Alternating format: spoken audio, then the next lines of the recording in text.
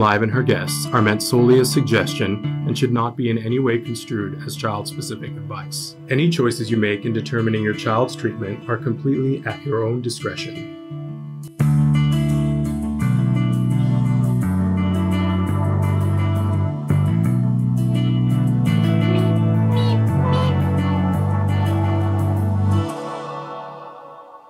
Good morning and welcome to Autism Live. Oh my gosh, we got a great show for you today and a great guest. My guest today is going to be Jennifer Yakos, Jen as we call her, an amazing autism expert. I'm not even 100% sure what we're going to talk about because she can talk about so many different things and she's the voice of compassion. So I'm so excited to welcome her back to the show. So that's going to be coming up a little bit later on in the hour. Believe me, you're going to feel like, oh my gosh, where has this woman been in my life? And I'm so grateful to have her in my life. But before that, let me just welcome all of you. We're winding our way through this amazing month, April, Autism Awareness, Autism Action, Autism Appreciation, and Autism, did I say action? I've lost myself in my A words. There's a lot of A words this month, April, Autism, just to start. But it's been such a privilege during this month to share with you so many amazing guests, so many amazing experts. And I got to tell you, we're only scratching the surface. We could only fit that many people in. So don't forget that today we have Jen Yakos. Tomorrow, for the first time ever on our show, we have Abby and Christine Romeo. They are the mom and daughter featured on Autism on the Spectrum US. I promised that I would tell people that they are currently casting for the next season.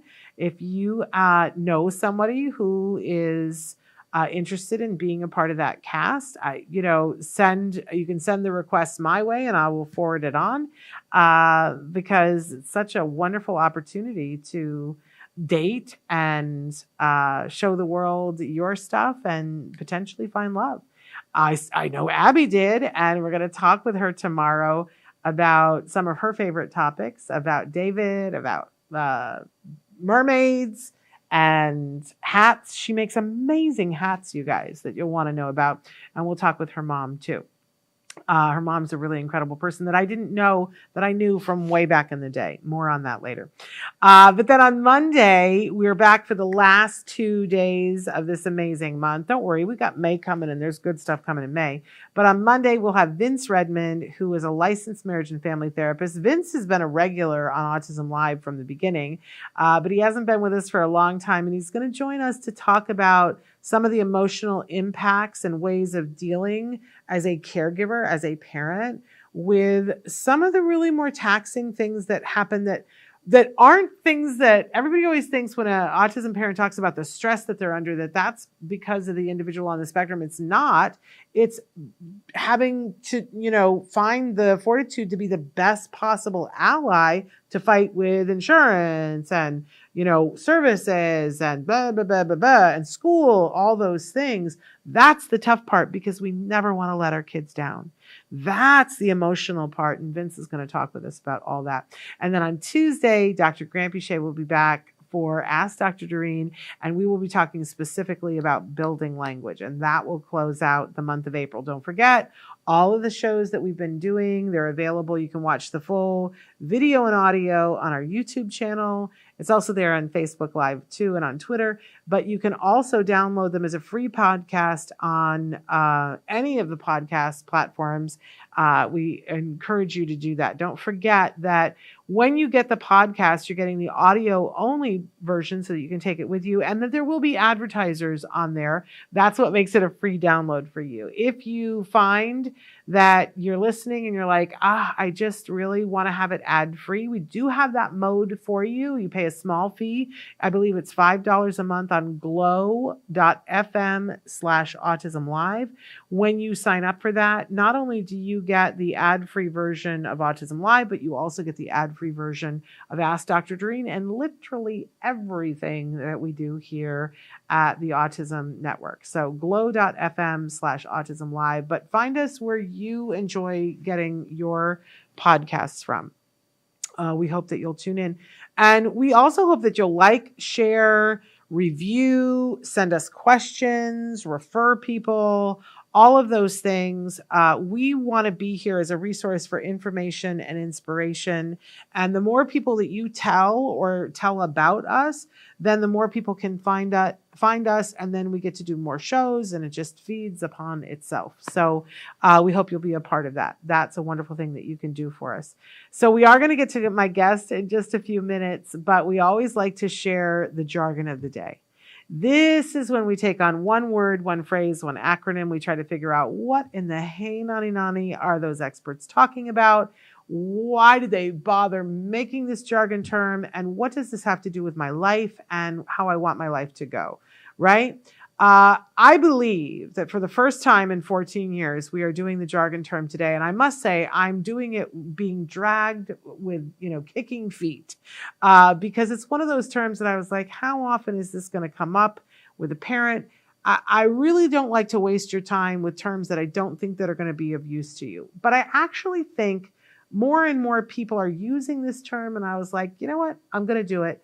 I also know that there are people that are watching that are in university programs and that it helps them to be able to find things. So here we are. We're going to do this jargon term today. And I do think it's going to be of use to you if we do it right. Let's hope we get it right. So today's term is celeration.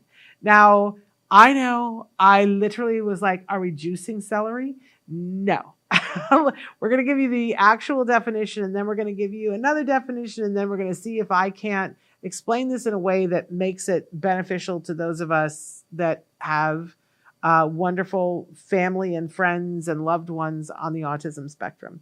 Okay, so celeration, our actual definition, the rate of change in the frequency of a behavior. I said it slowly so that I get my own head wrapped around it. The rate of change in the frequency of a behavior. This term is derived from acceleration and deceleration, which refer to increases and decreases in the rate of change. And I didn't quote who this is from. I believe it was just online. I don't even know if I knew who it was from. It's a pretty, out there term, definition. So I think we can all grab a hold of acceleration and deceleration and notice that, the word there is celeration. So that part of the word is the rate of change in the frequency of a behavior. Hang on to that. Hang on for dear lives. Let's move on to our working definition. So this one, how a rate of behavior changes over time. So we're kind of backing up and looking at a behavior over a time. A celeration chart is used to show how behavior over time. Looking at trends can help predict behavior. Is the learning accelerating or decelerating? Okay, so let me propose this to you. That when you're doing ABA and insurance is paying for ABA, first of all, people who do ABA, they love data. They love data, but they tell me that they love data because it shows, is the thing working? It's not just my imagination. Is what we're doing working? I love that because if what we want to see is progress, it's important. People use the term KPIs, right? And all these different things, even in business now, everybody's looking, is it working? Is it working? And the whole reason for that is if it's not working, that we want to change something so that we see real, meaningful results. Now, for me, this starts with first looking at what kind of a result are you looking for? What is it that you want? Now, when I talk to parents, a lot of times you guys tell me, I want to see more communication from my child. I want to participate in more communication with my child, right? Now, for some people, that's spoken language. For other people, that's, functional communication. Communication entails a lot of different things. So when we're making a chart, we could be looking at lots of different elements of communication. Let's just for a moment, let's introduce another jargon term that we've done before on the show, manding. So manding is when you request something. So when a child says juice, because they want juice, that's manding. And eventually we want that sentence to be longer. I want juice. I want more juice. I want more juice, please. Right? And that can be spoken. That could be signed. That could be, punching words on an iPad. So they start with juice, and then it's want juice, and then it's I want juice. I want more juice, right? All of those things. It's all still manding, right? And we're just constantly pulling more language, more communication out of the mand. So we would set a thing in the beginning saying, maybe we want to see just more manding. And, the person who's designing the program says, a one-word mand counts, and we're just going to see how often this individual is manding. And we set the criteria that when this person mands, that they are going to be given reinforcers. And with a mand, if you're asking for something, generally it's that you get the thing that you asked for. So if you ask for juice, we can say, good job, good talking, but that's not the real reward. That's just the praise that's coming with it. The real reward would be getting juice to go with that, right? So when they're doing ABA programs, they're tracking all of this, and they're tracking how many times during an hour does this individual mand, and that becomes a point on a graph, right? But over time, what we want to see is words and manding trending up, that the learning of that mand is actually accelerating, which we would see on a Celeration chart, because we're seeing the trend of that behavior over the time. And we could look at that and go, they're definitely doing more manding than they were doing a week ago. And then maybe we look at it over a month and go, look at how the manding went up so much. At the same time, when they're teaching manding, they're almost always charting challenging behaviors. And they would set parameters around that maybe this individual is throwing tantrums. And in the beginning, they would, see how many tantrums are we throwing a day? And maybe it's 20 tantrums. They also might be looking at the duration of those tantrums. So there'd be one chart showing how many tantrums per day, and another chart showing the duration of those tantrums, right?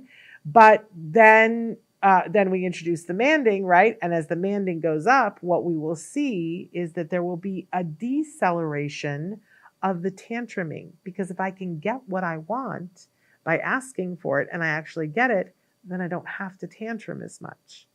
So we would see the deceleration on the Celeration chart of that behavior, of the challenging behavior of throwing tantrums. We would see that go down. I would also love to see that the length of time is going down too. And that would tell me that as the manding goes up, the need to do that is going down. If it looked differently, then it's not the child or the learner, who could be a teen or an adult. I don't mean to just say child. It's not their fault. We need to change something. And maybe we need to make it more reinforcing to mand, or maybe we need to not have it be a word. Maybe it needs to be even the production of sound and pointing, that's where we start, because we want them to have success. And we finding the place where we want to pull it out. I said, so they say juice, and then we say more juice, and I want juice. But maybe we need to start at the point where they're saying ja, right? That's the place that we start. And then we move from ja to ja-oos, right? So we finally get to juice. So I don't love the data. I don't want to track data. I had to sometimes as a parent, but the only way I could care about it was by saying, this will help me to know, is what we're doing working? I also say to parents, videotape, because sometimes it's hard for us to see that there was progress, and you go back and look 2 weeks ago and go, oh my gosh, there's been a change, and I can see it. But insurance loves it when it's on a graph. Your ABA people love it when it's on a graph, because they can get really granular with it, and they can go back in and they can change something. I know it feels like it's so uncompassionate, right? And one of the things we're going to talk about with Jen Yakos is compassionate ABA. It feels cold. Graphs, it feels so cold. But if you think about it and take it down to the level of why is this important? Because if we teach something to somebody over and over and over again, and we're not doing it right, and they just continue to not make progress, it's the same as somebody beating their head against a wall. It's not effective. It's not kind. It's not efficient. It's not kind. So the kind thing to do is notice, and I remember as a teacher, we teach something and then we would assess, did it work? Right? Okay, they didn't learn that. So now I got to go back and teach again. That is the kind thing to do. Not go, well, they didn't learn it. I guess they were lazy. Oh, that's not a teacher. Teacher says, I'm going to teach this to you. So I'm going to see, are you getting it? Okay, you didn't get it this time. Let me try it a different way. It's never the student's fault. And it's not the teacher's fault, but the teacher has to notice, is it working? Celeration, looking at celeration on a celeration chart shows you, is it working? Are we trending up? Or in some cases, are we trending down? Because that's what we want to see. But if we're flatlined or we're not going the right direction, we have to change a variable and help this individual to be able to learn this skill that we think is important for them. So celeration, when you hear it, don't freak out. I have come to think of it as celebration because it's going to show us if the progress is there, or if something's stopping us from getting to the celebration, we can change it. And then it will show up on the celebration chart, and then we will celebrate. Hopefully that makes sense for you guys.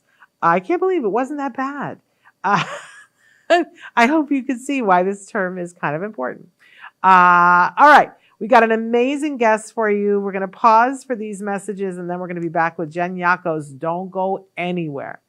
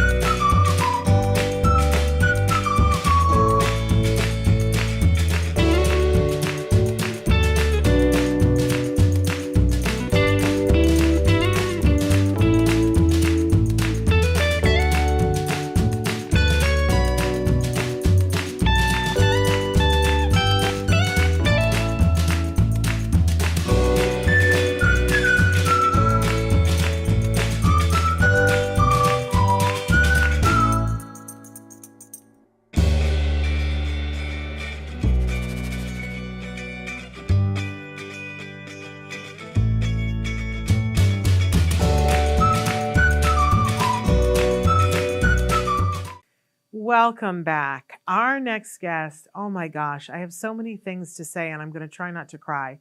She is a wonderful human being, and I hope that at some point you get to meet her, but I'm going to guess that at some point in your life, if you've been watching Autism Live, you've been touched by some of the work that she has done. She's been a great teacher to so many of us. She's a wonderful mom and a clinician, and is good at so many things that it's hard to pin down one thing that she's good. Like, we had so many things that we could talk about during this hour.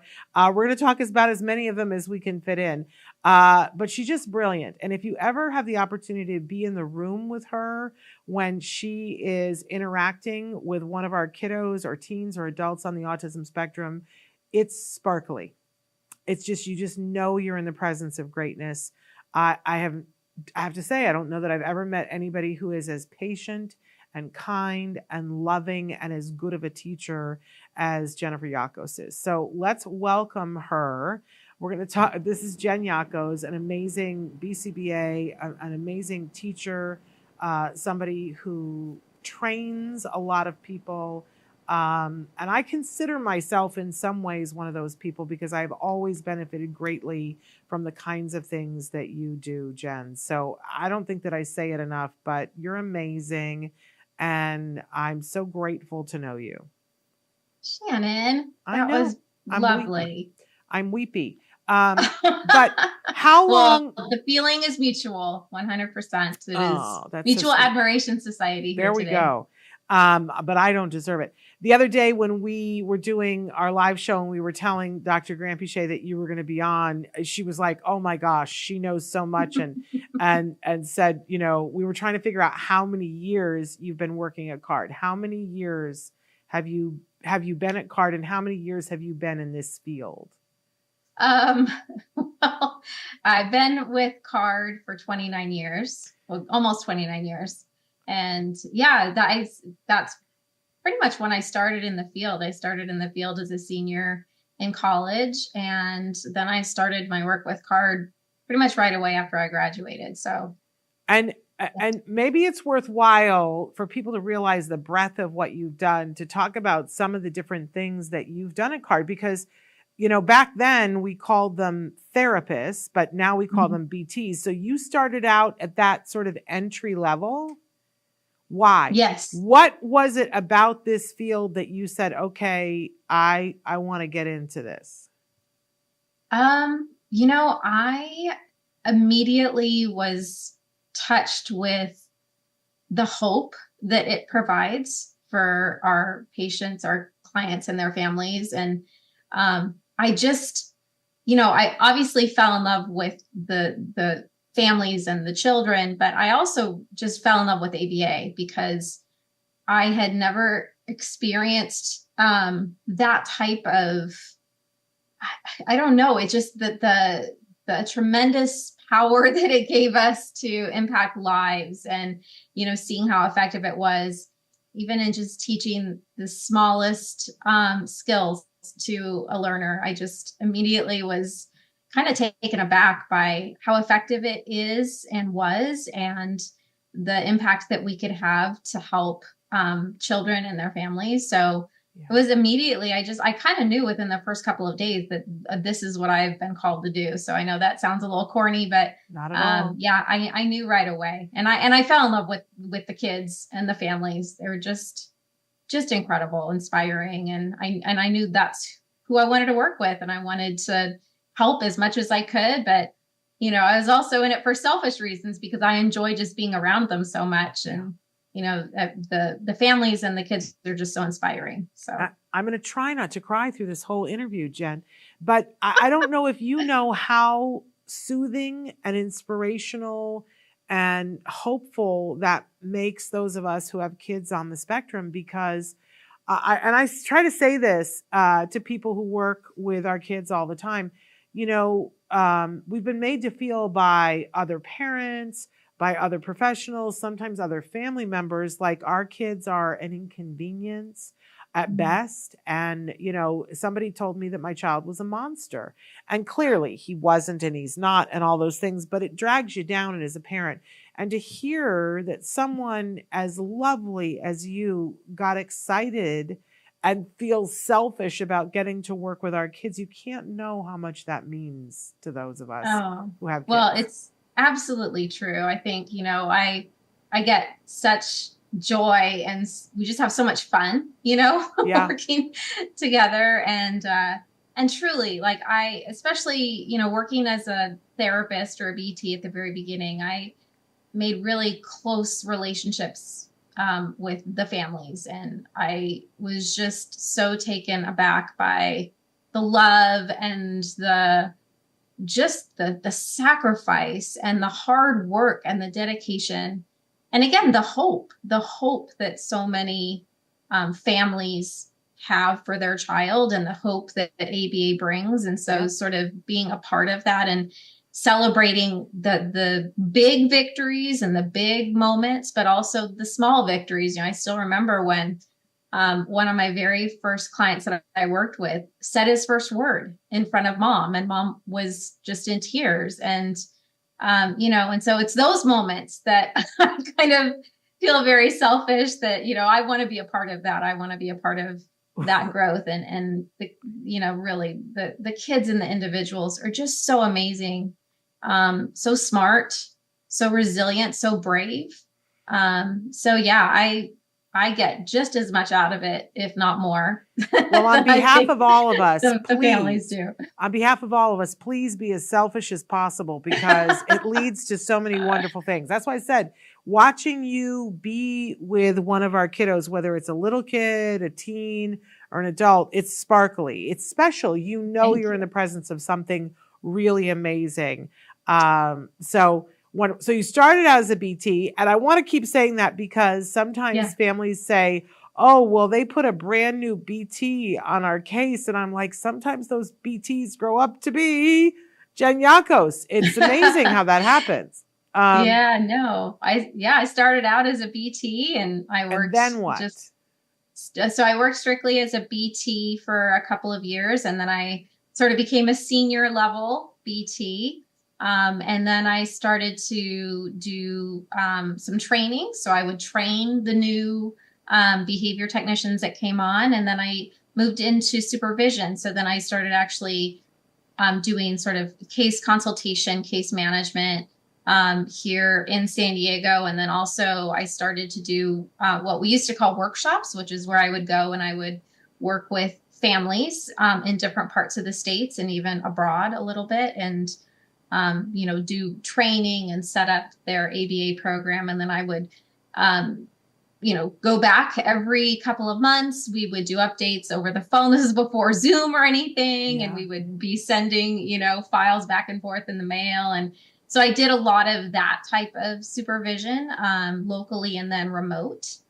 And then I did office clinical management. So I worked and I managed one of our California offices for several years.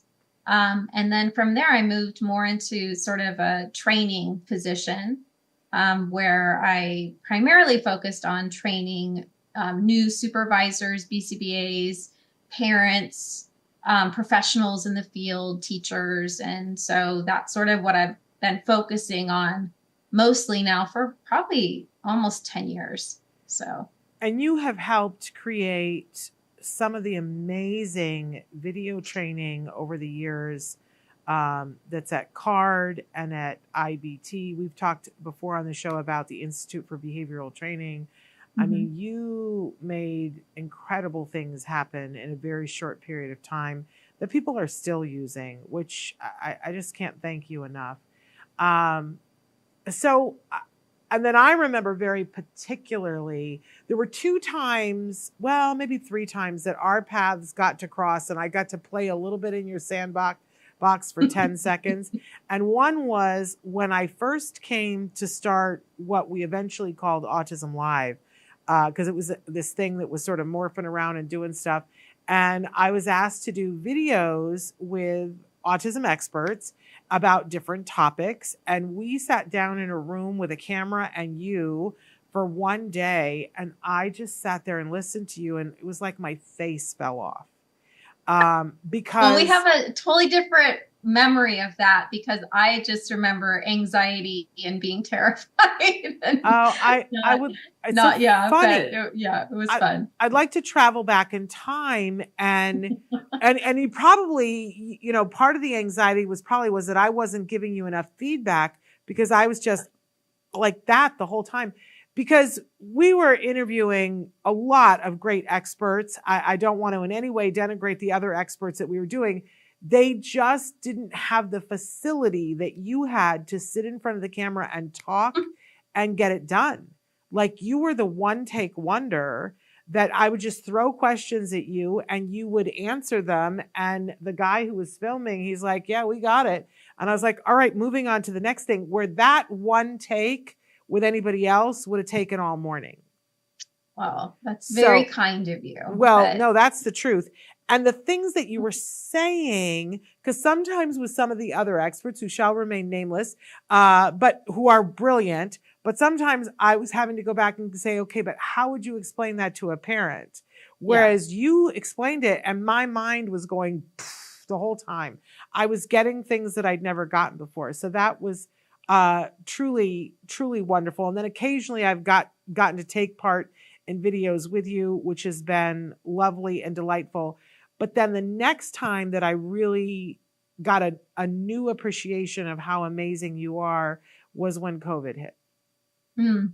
And I was doing a thing with CARD where once a month, and I'm doing it again, where once a month there was a parent educational meeting where we would talk about different things. But during COVID, when in the first couple of weeks, the centers were all closed and people were figuring things out and the families needed something right then. And so I was asked, could the PTA be live every day at 5:00? And for months, we were live every day at 5:00, and you were a regular, and you were the regular that people asked for more than anybody else, because you kept coming in and having, okay, I remember one talk, you were like, okay, here are 14 things you can teach at home. And people were taking notes like their life depended upon it. It was a lifeline that you gave all of us. And I was so impressed with you. And I kept feeling guilty because I kept asking if you would come back like on a regular basis. And you had a lot of everybody was overtaxed during that period of time. People were working 80-hour weeks. And I kept saying, can you come back and talk about this? And you were like, yep. And you always had resources and you always had a PowerPoint and you explained things in a way that we could all get it. So I don't know that I've thanked you enough for all of that, but you are an amazing, amazing resource. Thank you, Shannon. So I asked you to come on, but it was, we both kind of went back and forth about the 1,018 things that we could talk about. But it's like, there's almost too many things to talk about. So where should we start? What has been on your mind lately in terms of dealing with parents? And if you say one, then I'll say one. Because, this is a hard road for parents. Oh, absolutely. 100%. It is really the uphill hike that it is. Yes, absolutely. Yeah. And so again, I, as a clinician, one of the things that I always really impress or hope to impress upon families that I'm working with is honesty and communication. I am here to hear it all and to be whatever support I can be, and hopefully the best support possible. But we don't get to that level of support and really being able to help you and your child, and unless we have that willingness to be honest and to communicate. And so now, as I'm training new BCBAs or BCBAs that are currently working with families, we spent a lot of time talking about compassionate care. We spent a lot of time talking about meeting caregivers where they are and trying to make sure that the caregiver always understands that they are the focus, that they are the ones that are setting the agenda and setting the priorities. And then we need to take our cues from the caregiver and design what we're going to do and how we're going to help them around that. Because, we can come in with the most grandiose plans and ideas. But if it's not practical for a parent to use at home, if it's not meeting the needs that they want or need to have met, then it doesn't matter. It just doesn't matter what we do. So really trying to help caregivers and BCBAs establish really open lines of communication where it is all about, it's a safe space. It's a place where, we can be honest with each other. And if what I'm offering you or if what I'm suggesting isn't going to help or isn't going to be what you're looking for the caregiver to feel comfortable and secure and have the ability to just say, I really think that's not a fit for my family, or that's not really what we're dealing with. Because if I don't have that level of understanding, then we're just spinning our wheels. So I really try to encourage BCBAs to, go in and try to help caregivers feel comfortable and confident expressing where they really are and that, hey, we're here to help you. And so I don't want a caregiver to ever feel intimidated or feel that they have to just sit and sort of let the expert come in, because that's not the way it's going to work. So really focusing on that compassionate care and establishing those open lines of communication, I think, is really the foundation for everything. I love that. Maybe we could talk a little bit more about, because compassionate care is a hot button topic right now. And I think people interpret it to mean lots of different things. So maybe talk with us about what compassionate care looks like to you. So compassionate care really, I think, applies to caregivers, in our relationship with caregivers, and realizing that, a caregiver and their child, they're the experts in their circumstance and in how effective things are for them. And so the measure of really good treatment is not necessarily what the data shows, but how much is this actually helping the family? How much is this actually helping the child, the individual, the teenager, and their family in real life? And so compassionate care really shifts that focus to the caregiver and the child and their needs. We're talking about trying to utilize strategies to embrace the family's needs and to be supportive, to do our best to get to know them, get to know their personal circumstances, use maybe, layman friendly language, help them be involved in the decision making, help them to feel part of the treatment, trying to use center priorities around things that are important to them. And really do our best to sort of actively listen to the needs of our families and to demonstrate compassion in our interactions with them. So I know there's a lot of people that kind of talk about compassionate care and assent, which I think are two very different things. But compassionate care just means to me that we're seeing the families and the people as human beings and as individuals who, have thoughts and feelings and emotions and beliefs about their treatment and need to be seen and heard and involved in a compassionate way. So I don't know if that makes any sense, but of course it makes that's just sort of what comes to the top of my mind.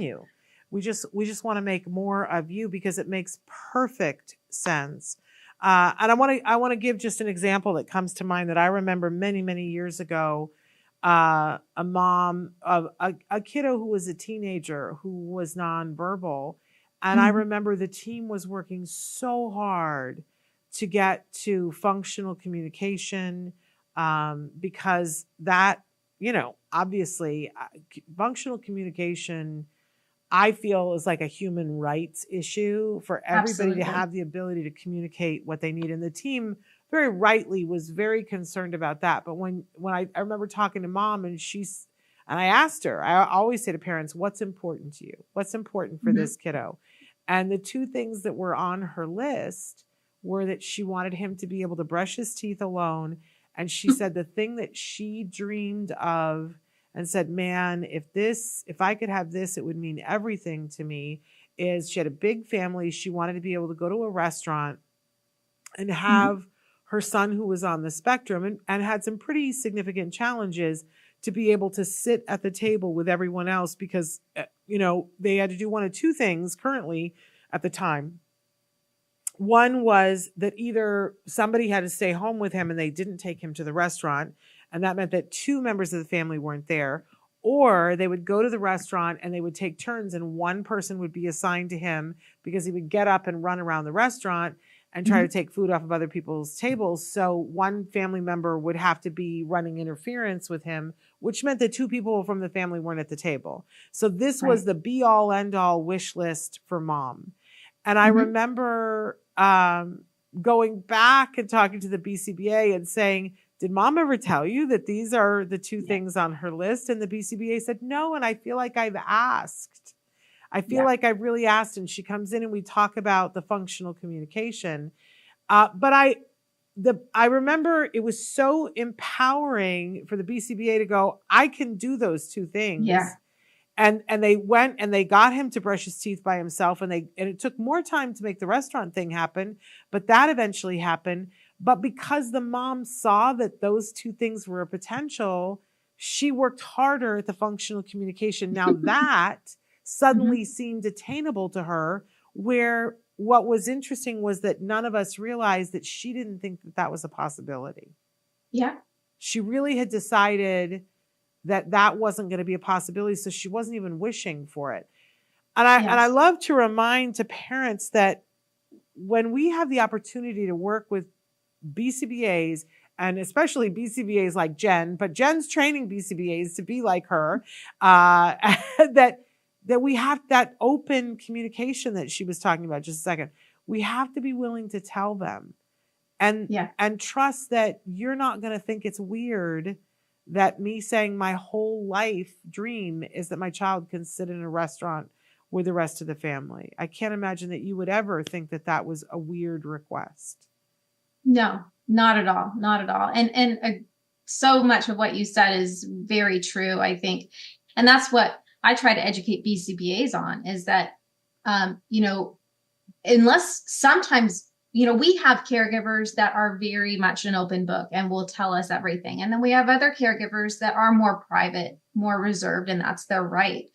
But sometimes it's just about asking the right questions. Yeah. And I think, like you said, that a lot of times maybe caregivers just think that something's never going to change. This is just the way it is. This is how it's always been. And so you even kind of stop thinking about it. You just take for granted that that's how that behavior or that event or activity is always going to go. And so it's not even on your radar to mention it, right? And so teaching BCBAs to ask the right questions.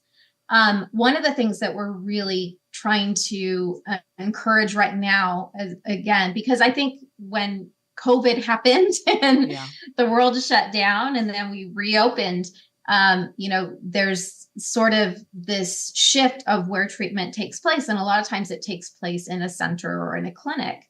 But we really have to make sure that we know what's going on in your home, know what's going on with your family, know what's going on with your child, and how are they interacting with brother and sister, and how are they doing when you go to the grocery store or restaurant.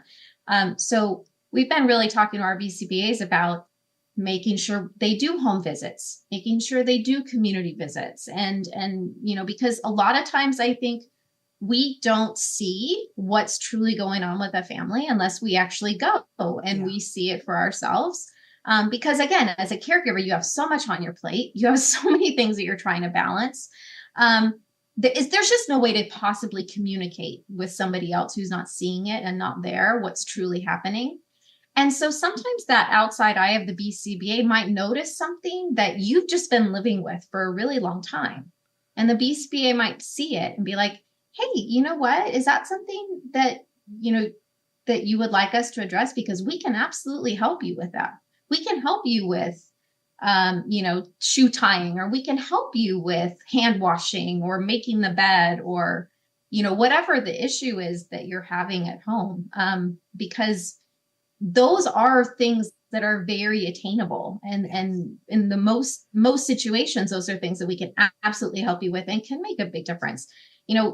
Every family has different priorities and values. And so we want to know, what are the things that are going to make the most impact for you? What are the things that, as a mom, are going to make your life easier in the day-to-day? Because that can then have this really amazing sort of ripple effect on all these other things that we can improve upon. So, one thing I do also want to say is, I know as a parent, it could be very scary and intimidating to have somebody come into your house, because I'm the one that's guilty of, if I'm, I'm always embarrassed about, my house isn't clean enough, or this is going on, or, and I absolutely can see how a lot of caregivers would feel that way. But, we are coming in to help and support, and there's, we really try to put our caregivers at ease, because we've seen it all. We've dealt with it all. chances are there is no behavior, there is no issue that we haven't already seen over and over and over again.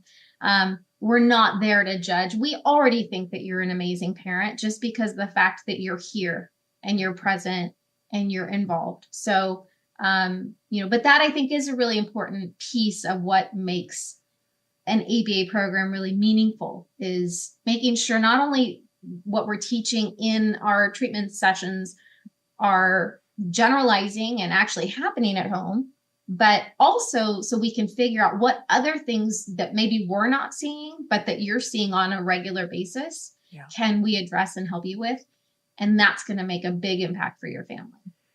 And it's so interesting because I'm on the other side now. My son completed his treatment, but I still have memories of things. And now I talk to parents and they'll say something and it comes right back up. And I was talking to a dad yesterday who said to me, he said, it's the weirdest thing. He said, I feel like I constantly have to explain, even to autism experts, that, keeping things the same is what's best for my child. And he said it once and then he said it again. And I said, oh, but hold up just a second. Because yes, we like consistency. Consistency is wonderful. But if it's rigidity, if it's that the child has to have it this way, or they're going to have a meltdown, or they can't function, then that's something that we have to very slowly and compassionately start to address, because we don't want that child frozen in time. But I will tell you something. I didn't understand this as a parent. I can remember the day that we had gone on a community outing, and I really hope that you guys are utilizing this, where you go to places that you want to go with your child in life, and where you want to learn, how do I handle things, and your child learns how to handle things. And I remember exactly where we were. We were in Pasadena at the Pasadena Civic Theater, which is a big theater, and there was a big, like clown bazaar and everything. And my son had a helium balloon. And we were walking out, and the helium balloon started to slip. And I'm sure it looked, and we had a behavior technician with us, and you know who this person is. But my husband, if you had a camera on my husband and myself and my son in this moment that the balloon started to slip, you would be like, what is this behavior? Because we all were like, no, and made sure that the balloon didn't go away. And my son was all concerned about it. And like, we tied it to him and tied it to me. I think we even tied it to my husband. We were like, the balloon is not going anywhere. And our behavior technician who was with us said, is there a thing around helium balloons? And I said, oh my God, if that would have gotten away, we would have lost the rest of the day. He would have been hysterical. We can't allow that to happen. And he immediately said, well, that's something we should work on. And I was like, no, we're not going to work on that. Yeah. Are you crazy? Like, why would you want to deliberately traumatize him? And he was like, no, of course I don't want to deliberately traumatize him, but I'd like for him to be able to move forward in his life and understand that if a balloon gets away, it's not the end of the world. And I was like, you're going to get a bunch of balloons and let them go and make him do, like, my head went to all of these places. Where I was like, that's going to be cruel. That's going to be mean. That's going to be whatever. And why would you work on it? Let's just make sure they never get away again. I will say that behavior technician said, how feasible is that? Look at the fear that you guys all just exhibited. Like, is this your best life? Is this your child's best life? Right. So we did, in a very slow and compassionate way, in the house, let go of balloons and had a bunch of balloons so that if one got away, because we had a very high ceiling in the house, if one got away, we had others to deal with. Right. And to the point where, obviously my son, doesn't even notice if there's a helium balloon, whereas before it would have been full on meltdown and I would have had a panic attack to go with it. Yeah. Absolutely. Because it's not about taking that joy of helium balloons away from him. It's about teaching him how to cope with real life when, unfortunately, the expected, or, thing is going to happen. And so, there's a fine line, right, between keeping things consistent and predictable and having a routine and having a structure. All of those things are good, right? Because we all probably appreciate some level of routine and structure, and young children really they thrive in having some structure and some predictability. And so there's benefit to that, but you have to then make sure it doesn't veer too far to the side of rigidity and being unable to cope and manage when life inevitably is going to throw a wrench into your plans, right? So while this is funny, because this is actually one of the things that we have been training our supervisors a lot on, is finding sort of that happy medium between having structure and predictability and routine, but allowing for flexibility, allowing for the natural learning to occur, and making sure that we prepare our learners for the fact that life doesn't always go the way that you want it to go, and that's okay. And that, like you said, it's not the end of the world. And so that's where we come in, and we teach lots of emotional coping strategies. We teach them to identify their emotions. We teach them to use their language so that they can express what they need and what they want, and they can have some level of control over the environment. A lot of times what we find with learners who sort of exhibit a lot of rigidity in their behavior and have a hard time coping with change is that the more we can give them control over appropriate things that they can control, right? We teach them the language and the ability to self-advocate so they can tell us what they want to do and what they don't want to do. And we honor that. And then once they're able to use those skills, then we very slowly will start to kind of push the envelope a little bit, right? So then we start to prepare them for, something that maybe they have to wait for, or something that doesn't go their way. And that when that happens, here's all the things that you can do, and it's still going to be okay. And these are other things that are going to make you feel better. So there's a lot of work that we do with emotional regulation, coping strategies and calming strategies, teaching them that, the world isn't black and white, right? Like, just because you didn't get your absolute favorite snack doesn't mean that there's not 5 other things that you can enjoy as well, right? And so preparing our learners for the fact that life is not going to be always perfect and not always go along that very set structured routine, because it's life and we don't live in a vacuum, right? And so we want to help our learners and our families develop skills to cope with those changes when they happen, so that you don't have to live in that fear, so that you don't have to be sort of a prisoner to it, where you can do things outside of that routine because you have learned those skills that are going to allow you to cope and self-advocate and get your needs met. And so that is definitely something that it's very important to find the balance and prepare learners and families for, kind of living in the real world where things aren't always going to go as expected. One of the biggest questions that we get asked a lot is once parents have made the decision that they're going to do ABA, they ask a lot about how do you know you're getting good quality ABA? And over the years, I've started making a list of like hallmarks of when you know you're getting good ABA. But you just made me realize that one of the good hallmarks of ABA is what you do when the child is having emotions.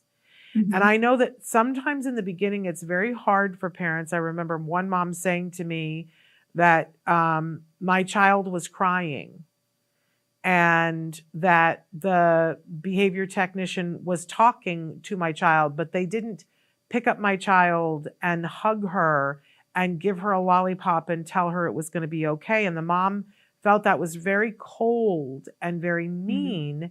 Mm-hmm. And I said to her, I said, I want you to like go sometime and see the whole way that they deal with the emotion, because could you hear what the BT was saying to her? And she said, no.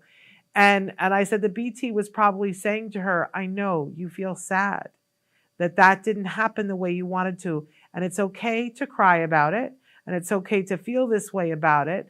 But what would you like to do next? And that at no point is somebody saying, stop crying. No. Right? Absolutely. That is not a part of ABA ever. And I know sometimes people misinterpret it and think that it's cold. But in fact, I mean, I don't know how you were raised, Jen, but my parents, who were doing their level best with what they had been trained to do, if you started to cry, it was get over it, suck it up, stop your bawling, don't be a baby. You were shamed. Right.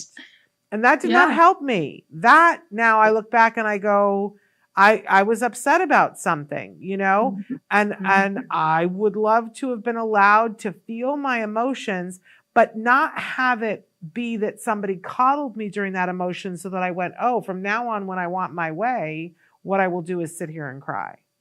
Exactly. It's sort of a very hard question to answer, because how you handle those situations is going to be entirely different, depending on, the function or the reason for the context behavior. So the individual's ability to cope and to use other strategies, right? But absolutely, like we put a very large focus about, it's not at all about stifling emotions or not acknowledging emotions. In fact, so much of what we try to teach our patients is to label their emotions, and to be able to tell other people about how they're feeling. It doesn't mean that we're always going to be able to honor what they want or to change what we're doing because of that emotion. But we teach them that so that they can identify for themselves and identify for others. I'm angry, I'm upset, or I'm happy, right? Because then that gives them power, and that gives them the ability to get their needs met in other ways. Yeah. So, we spend a lot of time teaching, as I referred to earlier, skills such as emotional regulation. So teaching our patients, when you're upset or angry about something, let's look at things that you can do that help you get past that emotion, that can help you deal with your feelings in a more constructive or healthy way, right? So when I'm feeling upset, and I need to take a break and go for a walk outside, and that sort of resets me, then that's what we're going to teach them to identify and ask for.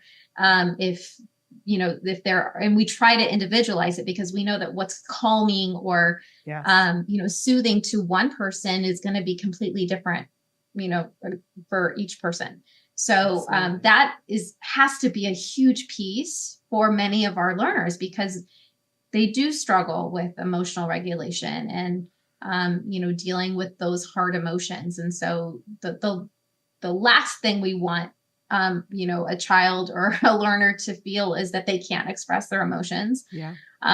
That's not at all. We may, again, not be able to give them hugs and fix everything for them, because we don't want to reinforce those negative behaviors. But instead, we're teaching them, here's a better way for you to express your emotions. Yes. And here's a better way for you to get that comfort and get that calming in a way that's gonna, be more successful in the long run for you, and not dangerous, and not put yourself or other people sort of, in harm's way. You empower them. And I will say this, I've been able to see, what that looks like when it was taught to a 3-year-old who's now about to be 21. And he's so much better about coping with his emotions and telling me, when he's the one that at 11 said to my husband and I, when we came home after being out too long and not eating lunch and it was hot outside, he was like, we're all tired. We're all hungry. I think we should relax for a moment and eat something before somebody says something that they'll regret. At 11. And, you know what I mean? So it's amazing. It's a beautiful, and incredible. I was like, oh, that is what I'm feeling. I'm hungry and hot and tired, and I'm crabby. Yes. And I couldn't have labeled that for myself, but he helped me to label that. So I think it's amazing what you guys do. Unbelievably, Jen, we're out of time. Like that flew by. But I want to welcome you to come back whenever you want, because that didn't even scratch the surface of what she could talk with us about, you guys. You're just a wonderful person. And I'm so grateful that what you know and what you do has had such an impact on my life and on so many other people's lives, Jen. You are amazing. Well, very much appreciated, Shannon, and can say the same thing about you 10 times over. So I would love to come back anytime. Okay. You just let me know. And we'll pick a topic firmly before we do it next time. Exactly. But this worked out well. I hope this was beneficial. I don't know. I just felt like we chit-chatted the whole time. It was beneficial, I think, to a lot of people. It was certainly beneficial to me. So you're amazing. Please don't wander too far. We'll have you back. All right. And please give your whole family a hug from me. Will do. All right. You take care. That was the wonderful and amazing and just beautiful and charming autism expert, Jennifer Yakos. And we're out of time, but I want to tell you guys about what's on tomorrow. We're getting close to the end of the month now here for April. So on tomorrow's show, for the first time ever, we are welcoming the Romeos, Abby and Christine, her mom. You guys know them from Love on the Spectrum US. Abby and her significant other, David, were a huge part of both season 1 and season 2 of US. She's the one who got to go, well, I don't want to spoiler alert, but you should have watched it by now. They go to Africa. And I think it's one of the most romantic things I've ever seen, and just loved it. And Abby is so much fun. We're going to talk with her about mermaids. We're going to talk to her about lions and lionesses and some of the hats that she is making. And we'll talk with her mom as well. So that will be super fun. That is tomorrow morning. Then on Monday, we're going to close out the month of April. Vince Redman is going to be here with us. Vince and I have worked on and off together for the last 10 years.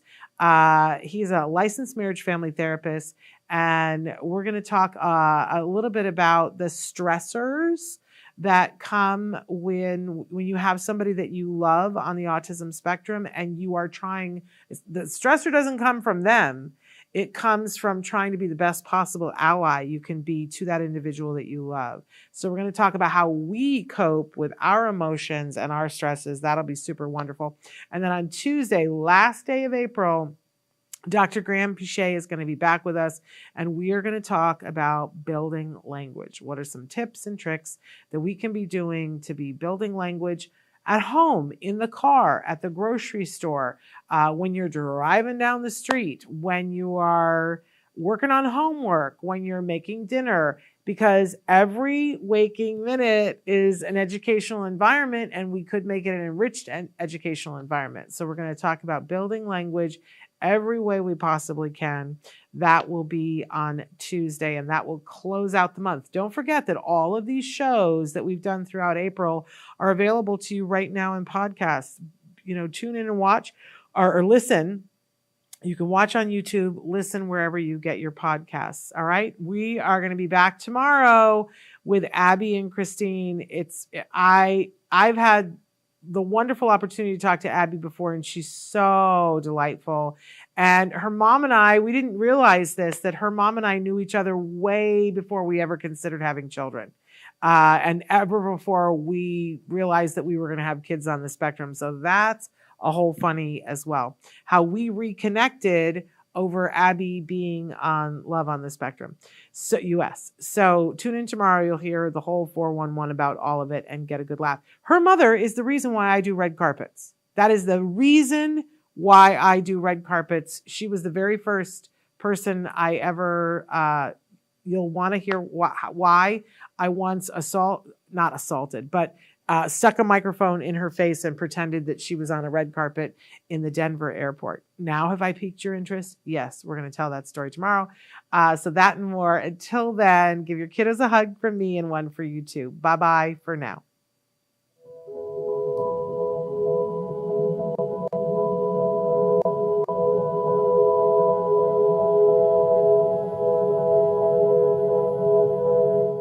If you found anything helpful in this video, please give us a like. In fact, make sure that you smash that subscribe button on YouTube and give us a like on Facebook. You can also follow us on Twitter and on Instagram for important updates. And please download our free podcast wherever you get your podcasts. Thank you so much. See you next time.